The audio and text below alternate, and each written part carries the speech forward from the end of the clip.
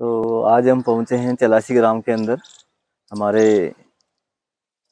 जैविक कृषक भाई के पास में। आइए इनसे आपका परिचय कराते हैं। ये काफ़ी लंबे समय से जैविक खेती कर रहे हैं, तो इनसे आपका परिचय करवाते हैं। जी नमस्कार जी। नमस्कार सर। सर आप पहले तो अपना परिचय दीजिए।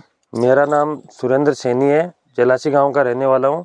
मैं जैविक खेती कर रहा हूं, सब्जियों की खेती करता हूं, जिसमें टमाटर है, तरबूज है, करेला है, लौकी, मिर्च वगैरह वगैरह सब्जियां उगाता हूं। और जैसे अर्थिटेल्स को है, बिग बास्केट को और अर्बन फार्म को उनको सप्लाई देता हूं, और लोकल जो मंडी है उनमें भी बेचता हूं। तो सुरेंद्र जी आप बताइए कि जैविक खेती आपने इसको सेक्टर को क्यों चुना, जैविक खेती क्यों करनी चाहिए? देखो, आज के टाइम पे हम देखें तो उत्पादन लेने के चक्कर में लोग रासायनिक खाद का प्रयोग कर रहे हैं, लेकिन वो जहरीला है।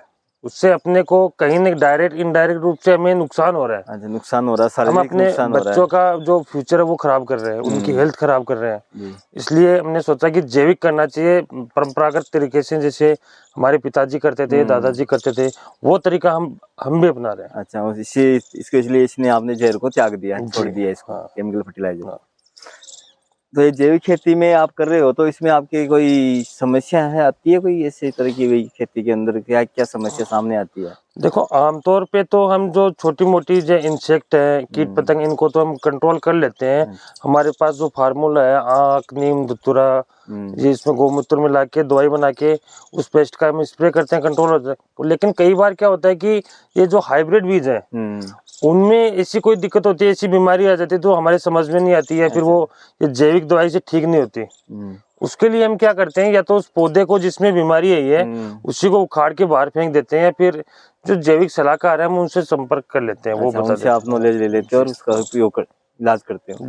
तो ये जैविक के अंदर उत्पादन का क्या फर्क पड़ता है, कम रहता है कि ज्यादा रहता है? देखो, शुरू में अगर हमने जैविक करना स्टार्ट किया है तो पहले उत्पादन में थोड़ा फर्क पड़ेगा, थोड़ा कम होगा, लेकिन 2, 3, 4, 5 साल में उत्पादन वैसा ही हो जाएगा। वैसा उत्पादन वापस उसी लेवल पे वो इंक्रीज होगा धीरे धीरे, जैसे जैसे अपने जमीन की हालत सुधरेगी वैसे वैसे उत्पादन भी बढ़ता जाएगा। लोग कहते हैं कि ये जैविक खेती करते हैं तो उत्पादन आधा हो जाता है, ऐसा तो नहीं? हाँ, होता है, एक आधा तो नहीं होता, उसमें फर्क तो पड़ेगा ना उसमें। अच्छा, एक तो हम रासायनिक का ही करेंगे, एक हम जैविक करेंगे। हमारी जो जमीन है वो आदी हो चुकी है रासायनिक की। अचानक से उसमें अगर बंद करेंगे तो उत्पादन कम होगा, ये बात तो सही है, लेकिन जैसे ही अपनी जमीन की हालत सुधरेगी वैसे ही उत्पादन अपना बढ़ना शुरू हो जाएगा। तो ये जैविक खेती कर रहे हो आप, एक ग्रुप में कर रहे हो? हाँ, ग्रुप में। तो ये ग्रुप में जैविक खेती करने का क्या फायदा आपको, जैसे आप ग्रुप में जुड़ के खेती कर रहे हो? इसमें एक दूसरे किसान, जैसे कुछ मुझे नॉलेज है, कुछ मेरा फार्मर दोस्त है उसको नॉलेज है। हम आपस में अपना नॉलेज शेयर करते हैं और एक दूसरे की हेल्प करके ग्रुप में ऐसे कर लेते हैं। जैसे मेरे पास टमाटर की नर्सरी अभी तैयार है, मेरे दोस्त के पास नहीं, मैंने उसको दे दी। उसके पास मिर्च की है, मैंने उससे ले ली। या फिर मेरी कोई नर्सरी खराब हो गई, कोई जैसे कोई बीमारी आ गई तो उसने मेरी हेल्प कर दी। अच्छा। ऐसे हम ग्रुप में, अगर ग्रुप में रहेंगे किसान तो अपने ऑटोमेटिकली हेल्प होगी, एक दूसरे की बेनिफिट होगा, एक दूसरे को आपस में यही आदान प्रदान हो जाएगा सेवाओं का। और एक दूसरे को बीज का, पौध का आपस में देखो हो जाता है। और दूसरा, मार्केट में भी आपको इससे फायदा होगा ग्रुप से।